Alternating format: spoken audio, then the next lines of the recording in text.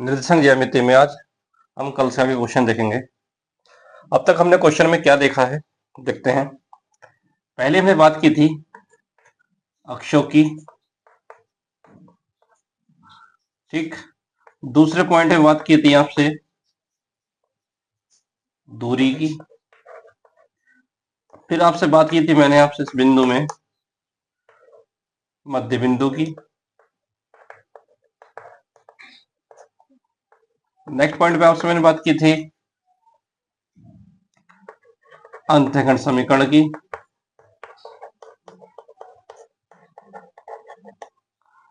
Next उससे बात की थी आपसे अंतः विभाजित और बाह्य विभाजित।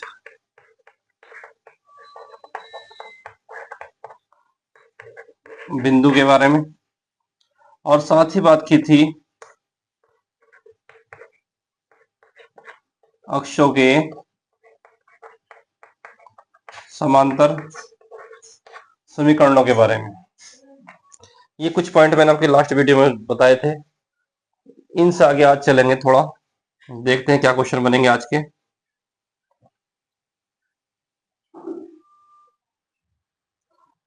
क्वेश्चन में आपसे पूछा गया है बिंदु P1,2 किस अनुपात में बिंदु -2,1 और 7,4 को मिलाने वाले रेखाखंड किस अनुपात में बांटता है।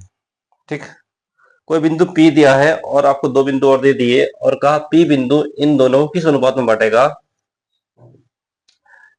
तो करना क्या, क्वेश्चन में एक फॉर्मूला मैंने कल बताया था। कोई भी बिंदु होगा P, मान लीजिए कुछ भी, वो अनुपात में बांटेगा m1x2 plus m2x1 upon m1 plus m2। दूसरी वैल्यू क्या थी कोटि की, m1y2 plus m2y1 upon m1 plus m2। ये फार्मूला मैंने आपको लिखवाया था। अब बिंदु आपको क्या दिए हैं, एक बिंदु दे दिया है -2,1, दूसरा बिंदु दिया है 7,4। ये दोनों बिंदु हैं कोई, और इन बिंदुओं को कोई बांटता है P m1 और m2 अनुपात में। बस आपको m1 m2 की वैल्यू निकालनी है, यहाँ से सीधा फॉर्मूला यूज करना है इसको। P की वैल्यू आपको दी गई है 1,2 इजिकल टू m1 की वैल्यू आपको दी गई है m1 इंटू x2 की वैल्यू दी गई है 7 प्लस m2 x1 की वैल्यू दी गई है -2 अपॉन में m1 plus m2 comma y की वैल्यू पुट करेंगे। m1 की वैल्यू m1 इंटू y2 की value 4 plus m2 into y1 की वैल्यू 1 अपॉन में m1 प्लस m2। अब चूंकि आपको बिंदु P के निर्देशांक दिए हैं, अब आपकी मर्जी है, चाहे तो भुज लेके सॉल्व करिए या कोटि लेके सॉल्व करिए। तो हम इस भुज की वैल्यू को लेते हैं, कितनी है आपके पास 1 इजिकल टू, इसको सॉल्व करेंगे 7m1 माइनस 2m2 अपॉन में m1 plus m2। Cross multiply करें 7m1 minus 2m2 is equal to m1 plus m2। ये m1 की वैल्यू वन साइड करिए सारी, तो m1 minus m1 is equal to 2m2 plus m2। तो हो जाएगा 6m1 is equal to 3m2 या m1 upon m2 is equal to 3/6। Ratio value निकालें इनकी, तो 3 से कितने बटेगा 2 बार, तो एक अनुपात कितना जाएगा आपको इसमें 2 आ जाएगा। अब आपकी मर्जी है, चाहे तो भुज की वैल्यू को सॉल्व कर लेके या कोटि की, दोनों के आंसर सेम आएंगे। अनुपात आया आपके पास में 1:2, यानी P वह बिंदु है जो इसे m1 m2 को 1:2 में बांटता है। नेक्स्ट सवाल है बिंदु 2,3 और 5,7 को मिलाने वाली रेखा को y x किस अनुपात में बांटता है। पहले क्वेश्चन में कोई बिंदु दिया था, आपकी बात की है उसने वाई एक्स की। बिंदु कौन कौन से दिए हैं? 2,3, दूसरा 5,7, इसको ए मान लीजिए, किसको? बी। उसने वाई एक्स की बात करी है, तो ध्यान देना अक्षों में ये एक्स अक्ष और ये वाई अक्ष।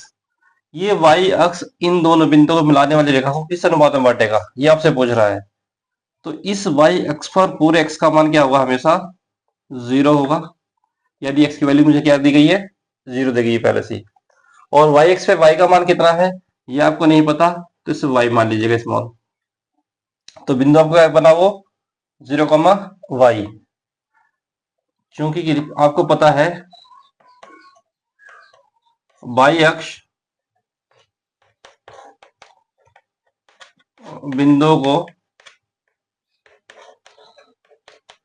विभाजित करता है, ठीक है। इसलिए आप क्या करेंगे, बिंदु P यानी विभाजित करने वाला बिंदु P 0, वाई मान लेंगे। क्या करेंगे इसे? मान लेंगे, ठीक। अब आपका इसमें x1 y1 ये हो गए, x2 y2 ये हो गए, और ये बिंदु P के निर्देशांक हो गए जो विभाजित करते हैं। तो बिंदु P के निर्देशांक के लिए फॉर्मूला क्या बताया था आपको? m1 x2 plus m2 x1 upon m1 plus m2 comma m1 y2 plus m2 y1 upon m1 plus m2। अब आपकी ऐसे मर्जी है, चाहे तो भुज का मान लेके सॉल्व करिए या कोटि का मान लेके सॉल्व करिए, दोनों का आंसर सेम ही आएगा, ठीक। तो हमने भुज की वैल्यू को लिया कितना? 0 इक्वल टू m1 की वैल्यू नहीं पता, x2 की वैल्यू 5 प्लस m2 की वैल्यू नहीं पता, x1 की वैल्यू 2 अपॉन में m1 प्लस m2। इसकी क्रॉस मल्टीप्लाई करिए, जिधर मल्टीप्लाई करोगे ये हो जाएगा 0 5m1 प्लस 2m2 या 5m1 is equal to minus 2m2, m1 upon m2 is equal to minus 2 upon 5, या m1 अनुपात m2 इज इक्वल टू जाएगा 2 अनुपात 5। ये अनुपात इसका आंसर हो जाएगा। अब चूंकि माइनस आया है, माइनस क्या शो कर रहा है? माइनस शो कर रहा है जो विभाजित बिंदु होगा वो कैसे विभाजित करता है? बाह्य विभाजित करता है, विभाजित करता। तो बिंदु कितना है आपके पास में? 2,5 आया। अगर इसी क्वेश्चन में आपसे y x विभाजित करने की बात करता कि कोई बिंदु को y x विभाजित करता है, तो y की वैल्यू वहां 0 हो जाती और x का मान x हो जाता, तो वहां से कोटि की वैल्यू लेकर सॉल्व कर लेते, तो अनुपात आपको आ जाता है। आज देखेंगे कुछ आगे नए पॉइंट। पहला फॉर्मूला देखेंगे, दो बिंदु से जाने वाली रेखा का समीकरण। कोई भी दो बिंदु होंगे x1 y1, दूसरा बिंदु x2 y2, इन दो बिंदु से जाने वाली रेखा का समीकरण कहिए या इन दो बिंदु को मिलाने वाली रेखा का समीकरण कहिए। तो क्या बनेगा आपका इसमें? y minus y one is equal to y2 minus y one upon x2 minus x1 into x minus x1।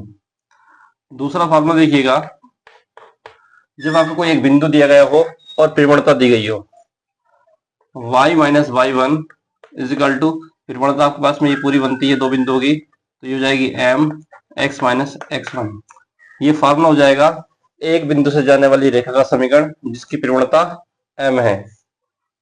m की वैल्यू tan थीटा के बराबर होती है, तो एक फॉर्मूला और बन जाएगा new, y minus y one is equal to tan theta into x minus x1।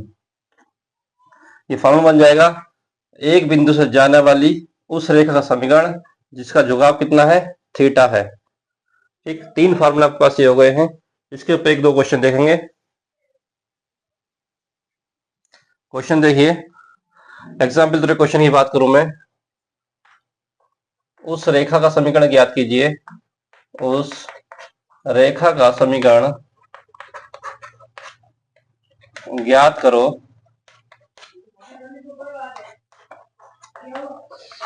जिसकी ढाल 5 तथा जो बिंदु 2, -3 से होकर जाती है। एक आपको बिंदु दे दिया, एक ढाल दे दिया, ढाल की प्रवणता की बात कर रहा है, तो फॉर्मूला नंबर 2 यूज करेंगे। तो फॉर्मूला बनेगा y minus y1 is equal to m into x minus x1। y ऐसे ही, y1 की वैल्यू आपके पास में कितनी है, -3, तो -3 इजिकल टू m की वैल्यू आपको दी गई है 5, x माइनस x1 की वैल्यू गई है 2। बस इसी को सॉल्व करना है। -5 की वैल्यू प्लस हो जाएगी और 5x के अंदर गुणा 5x, -5 दूनी 10। आज सभी मान वन साइड करेंगे तो 5x minus Y -10 -3 is equal to 0। ये दोनों जगह वैल्यू माइनस हो जाएगी इधर, तो 5x minus Y -13 is equal to 0 या 5x minus y is equal to 13। तो ये हो जाएगा रेखा का समीकरण। ठीक, अगर एंगल दे तो एंगल वाली इक्वेशन लगाएंगे, अगर दो बिंदु दिए तो दो बिंदु वाली इक्वेशन लगाएंगे। नेक्स्ट क्वेश्चन देखिए,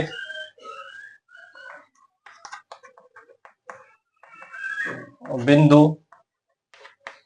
2, 3 तथा 3, 7 से होकर जाने वाली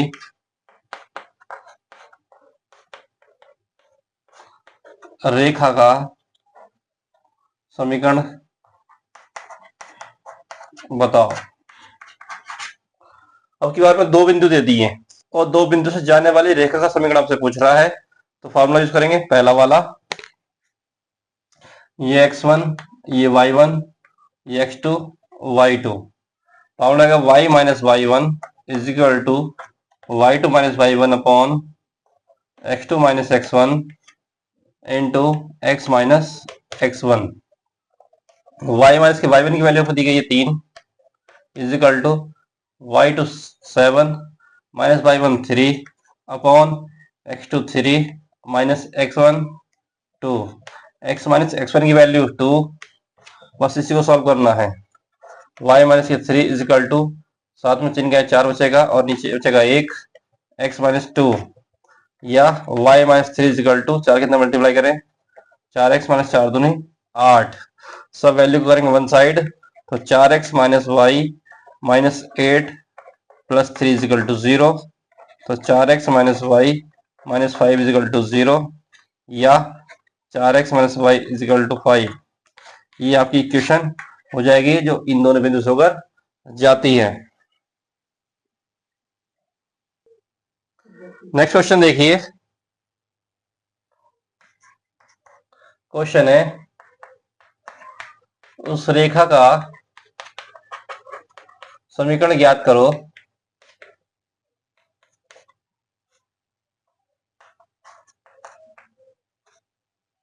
जिसका x अक्ष से झुकाव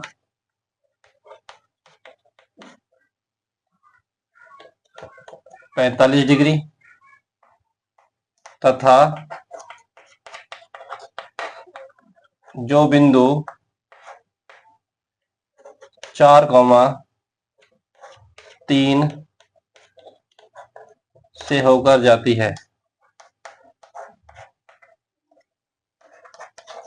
अब क्या एंगल थीटा की बात कर दी क्वेश्चन में, तो थीटा एंगल किसमें दिया है, फॉर्मूला नंबर 3 में, y minus y1 is equal to tan theta into x minus x1। x1 y1 बिंदु आपको दिए गए हैं, थीटा की वैल्यू 45 दी गई है।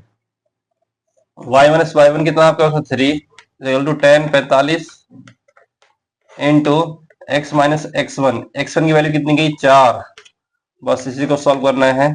tan 45 का मान 1, x माइनस 4 या y minus 3 is equal to x minus 4, सब वैल्यू वन साइड करेंगे तो x minus y minus 4 plus 3 is equal to 0, x minus y minus 1 is equal to 0, या x minus y is equal to 1। ये आपकी इक्वेशन हो जाएगी जो एक बिंदु से होकर जाती है और जिसका झुकाव कितना है, थीटा है, यानी 45 डिग्री है। नेक्स्ट पॉइंट और देखिए, पहली कंडीशन, जब रेखाएं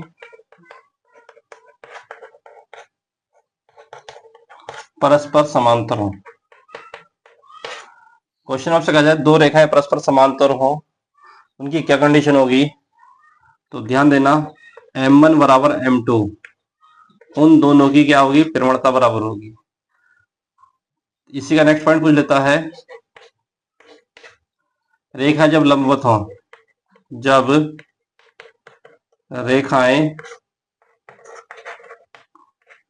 लंबवत हो परपेंडिकुलर एक दूसरे पर, तो m1 into m2 is equal to हो जाएगा -1। अगर दोनों परिमाणों का भी गुणनफल -1 है तो रेखा क्या है, आपस में लंब है। अगर दोनों इक्वल आती हैं तो क्या है, रेखा समांतर होंगी। इनके ऊपर एक क्वेश्चन और देखेंगे। नेक्स्ट क्वेश्चन देखिए, यदि रेखाएं 2y plus 4x plus 5 is equal to 0 और y is equal to 2a plus 2x समांतर हो तो a का मान बताइए। तो सबसे पहला काम करें, प्रवणता की बात करेंगे, प्रवणता निकालनी है। जो इक्वेशन दी गई है आपको, उसे y बराबर mx प्लस सी की फॉर्म में बना लीजिए। ये होता है रेखा का प्रवणता रूप, रेखा का